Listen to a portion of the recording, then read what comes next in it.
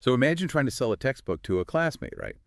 But then you show up and, well, the person isn't actually a student, and you're in some deserted parking lot miles off campus. Yeah, that is literally the worst case scenario. Exactly. So today we are doing a rapid-fire sprint into a student marketplace called GatorMart.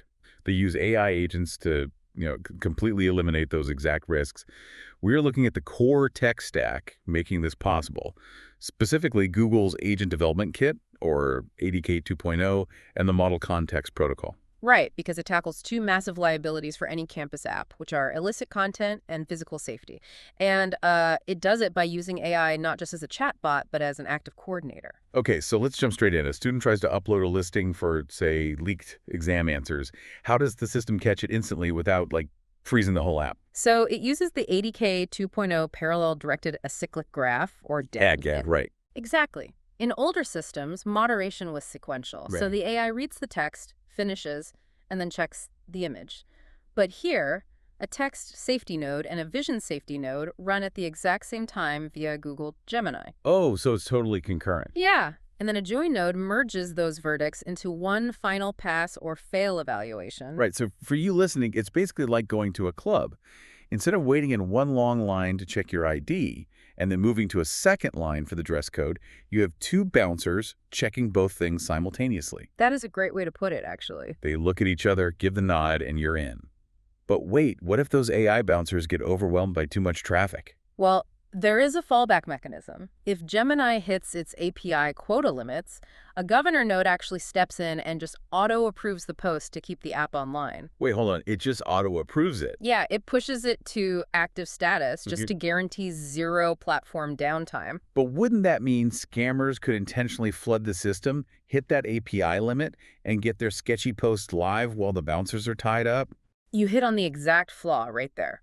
It prioritizes uptime over security. Developers call it a graceful fallback, but I mean, you're right, it's a massive vulnerability. Wow, that is a textbook example of how keeping a server alive can just totally undermine safety. Absolutely. Okay, well, let's say a legitimate post clears the filter. Right. Now you have two busy students who need to actually swap this textbook.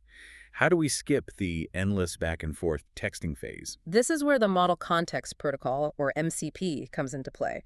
GatorMart runs a fast MCP server as a sort of transaction concierge. A concierge. Okay, how does that actually work? So it securely connects to user schedules, like reading from a mock calendar JSON file, and it automatically finds overlapping free time slots between the buyer and seller. That is super convenient, but finding time doesn't really fix the physical safety part.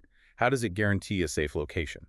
By taking the location decision completely out of their hands. Oh, really? Yeah, once Fast MCP finds a time, the AI cross-references an internal database of approved campus safe zones.